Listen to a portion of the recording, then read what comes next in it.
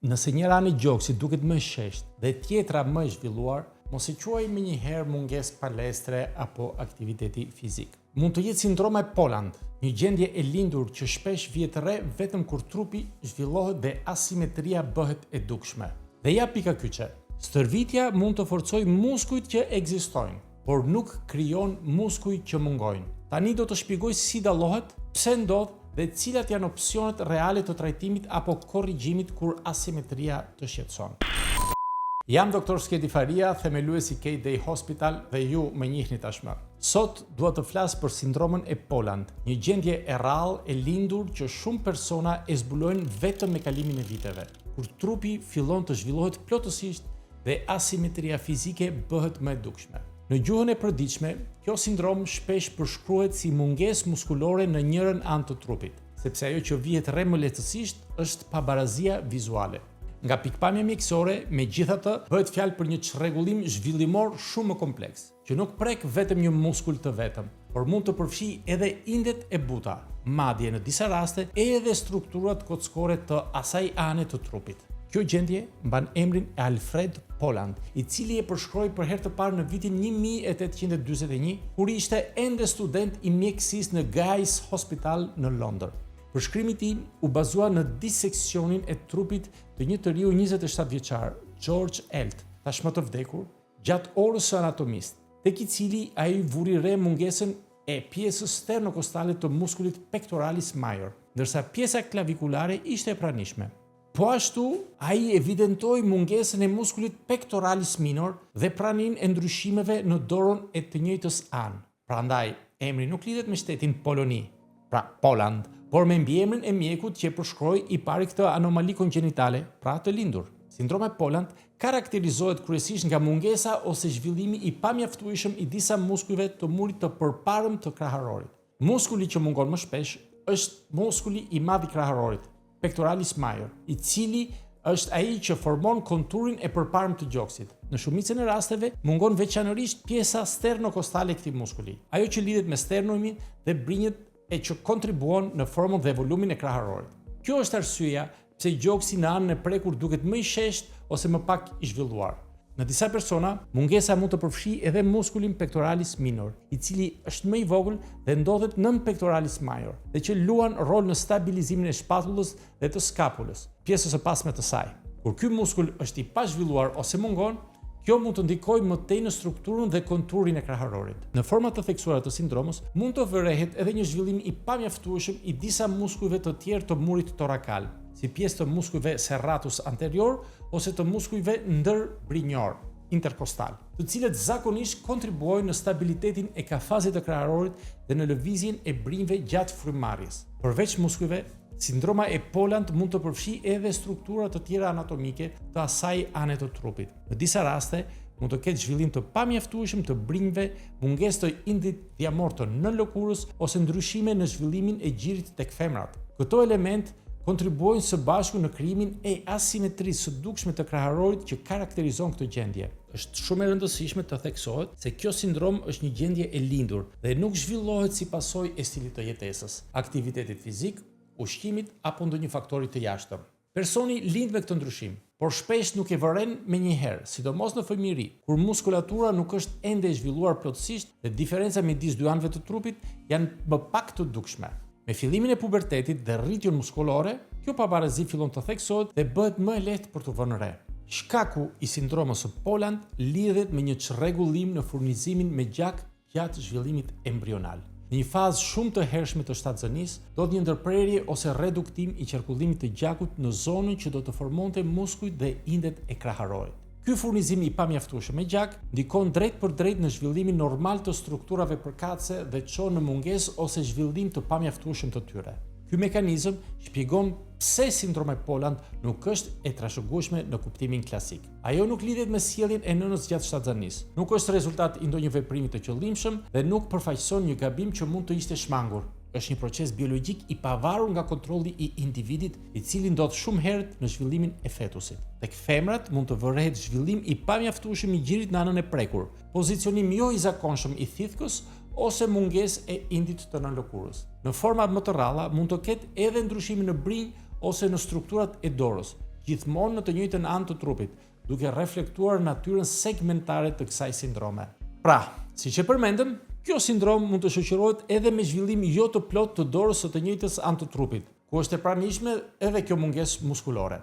Gishtrinë e dorës mund të jenë më të shkurtër, më pak të zhvilluar, ose e gjithë dora mund të duket më e vogël krahasuar me tjetrën. Më rrallë, mund të ketë zhvillim të pamjaftueshëm të disa strukturave të gishtrinëve. Është e rëndësishme të kuptohet se jo çdo person me sindromën e Poland paraqet anomali të lehta në strukturën e dorës, por kur ato janë të pranishme, zakonisht shfaqen në të njëjtën anë ku vorret edhe asimetria e kraharorit. Nga pikpamja funksionale, shumica e personave me sindromën e Poland nuk kanë kufizime serioze në lëvizje ose në forcë. Personi mund të kryejë aktivitetet e përditshme pa vështirësi të mëdha. Problemi kryesor është zakonisht estetik dhe psikologjik, veçanërisht në adoleshencë dhe në moshën e rritur, kur krahasimi me trupin simetrik të tjerëve bëhet më i fortë. Ndjenja e pabarazisë trupore mund të ndikojë ndjeshëm në vetvlerësim dhe në mënyrën si personi ndërton raportin me trupin e tij. Shumë individ përpiqen ta fshehin asimetrinë përmes veshjeve ose shmangjes së situatave të caktuara, si plazhi, palestra, raportet intime, gjë që tregon se ndikimi psikologjik është real dhe nuk duhet nënvlerësuar. Këtu lind pyetja thelbësore: çfarë mund të përmirësohet dhe çfarë jo? Është shumë e rëndësishme të kuptohet se kjo sindrom nuk mund të korrigjohet me ushtrime fizike ose me palestër. Aktiviteti fizik mund të përmirësojë gjendjen funksionale të muskujve ekzistues, por nuk mund të krijojë një muskull që mungon që në lindje. Ky është një realitet anatomik që duhet pranuar për të shmangur pritshmëri të gabuara. Kur shqetësimi estetik është i rëndësishëm për personi, zgjidhja reale vjen nga qasja e kirurgjisë rindërtuese apo rikonstruktive. Trajtimi kirurgjikal synon të rikrijojë konturin e kraharorit dhe të përmirësojë simetrinë midis dy anëve të trupit. Kjo mund të realizohet me disa metoda, të cilat zgjidhen gjithmonë në varësi të shkallës së mungesës muskulore dhe anatomisë individuale të pacientit. Tek individët meshkuj që jetojnë me këtë sindrom, një nga opsionet më të përdorura, sidomos kur mungesa e strukturës muskulore është e madhe, janë implantët pektoral. Ata janë të përbërë zakonisht nga silikon mjekësor solid, të projektuar për të imituar formën, fortësinë dhe volumin e muskulit pektoral që mungon. Ndryshe nga implantët e mbushur me gjel koeziv ose lëng fiziologjik steril që përdoren për kirurgjinë e zmadhimit të gjoksit tek femrat, këta implant janë kompakt dhe nuk varen, gjë që i bën të përshtatshëm në rindërtimin e konturit të kraharorit. Qëllimi i tyre është të rikrijojnë një formë sa më natyrale të gjoksit dhe të përmirësojnë balancën vizuale midis dy anëve të trupit.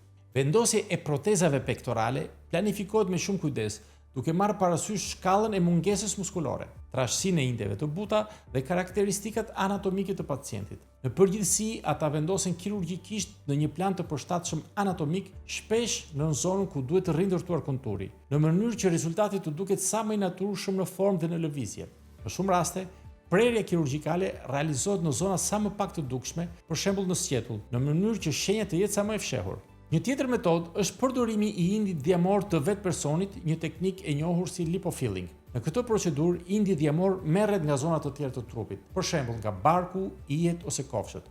Përpunohet dhe më pas injektohet në zonën e kraharorit për të përmirësuar volumin dhe konturin. Kjo metodë është veçanërisht e dobishme në rastet kur mungesa është më e lehtë ose kur përdoret për të rafinuar rezultatin pas vendosjes së implanteve. Në disa raste, përdoret edhe kombinimi i këtyre teknikave. Për shembull, implanti mund të rikrijojë strukturën bazë të kraharorit, ndërsa lipofilling përdoret për të zbutur tranzicionet, për të përmirësuar sipërfaqen dhe për t'i dhënë zonës një pamje më natyrale. Kjo është veçanërisht e rëndësishme kur synohet jo vetëm mbushja e një mungese, por edhe krijimi i një harmonie më të mirë mes dy anëve të trupit. Në rastet më të avancuara, sidomos kur mungesa muskulore është akoma më e theksuar, mund të përdoret edhe teknika të transferimit të muskujve nga zona të tjera të trupit. Një nga procedurat më të njohura është transferimi i një pjese të muskulit latissimus dorsi nga shpina në zonën e kraharorit, për të rikrijuar strukturën muskulore dhe për të përmirësuar mbështetjen e indeve në zonën e prekur. Kjo qasje përdoret në raste më të zgjedhura, kur nevojitet jo vetëm volum, por edhe një rindërtim më i thellë i mbështetjes anatomike. Në rastet e femrave, trajtimi mund të përfshijë rindërtimin e gjirit për të rikthyer një simetri sa më të mirë mes dy anëve të kraharorit. Kjo realizohet përmes ndërhyrjeve të kirurgjisë plastike rikonstruktive apo rindërtuese, të cilat synojnë të rikrijojnë volumin dhe formën e gjirit në anën e prekur. Një nga opsionet më të përdorura është vendosja e një implanti apo proteze mamare për të kompensuar mungesën e indit të gjendrës dhe për të krijuar projeksionin normal të gjirit. Në raste të tjera mund të përdoret transferimi i indit dhjamor të vetë pacientes, një teknikë e njohur si lipofilling, ku dhjami merret nga zonat të tjera të trupit dhe injektohet në gjë për të përmirësuar volumin dhe konturin. Në disa situata përdoret një kombinim i këtyre teknikave, ku implanti rikrijon strukturën bazë të gjirit, ndërsa lipofilling përdoret për të rafinuar formën dhe për të arritur një rezultat sa më natyral. Zgjedhja e metodës varet gjithmonë nga shkalla e zhvillimit të gjirit në anën e prekur, trashësia e indeve të buta dhe karakteristikat anatomike të pacientes. Këto ndërhyrje nuk synojnë perfeksionin absolut, por harmoninë trupore dhe përmirësimin e marrëdhënies së personit me trupin e tij. Është thelbësore që çdo trajtim të individualizohet. Nuk ekziston një zgjidhje e vetme për të gjithë personat me sindromën e Poland. Çdo rast vlerësohet në bazë të anatomisë reale, pritshmërive të personit dhe kufive biologjik të trupit, duke vendosur gjithmonë në qendër mirëqenien afatgjat. Në përfundim, sindroma e Poland është një gjendje e lindur, e lidhur me zhvillimin embrional dhe jo me stilin e jetesës apo ndonjë sjellje të gabuar të nënës gjatë shtatzanisë. Qasja e duhur kërkon informim të saktë, pritshmëri realiste dhe, kur është e nevojshme, ndërhyrje mjekësore rindërtuese të gjoksit të planifikuara me kujdes. Roli i kirurgut është të shpjegojë qartë kufijtë e asaj që mund të arrihet dhe të mbështesë personin në ndërtimin e një marrëdhënie më të shëndetshme me trupin e tij. Faleminderit për dëgjimin dhe këtë herë.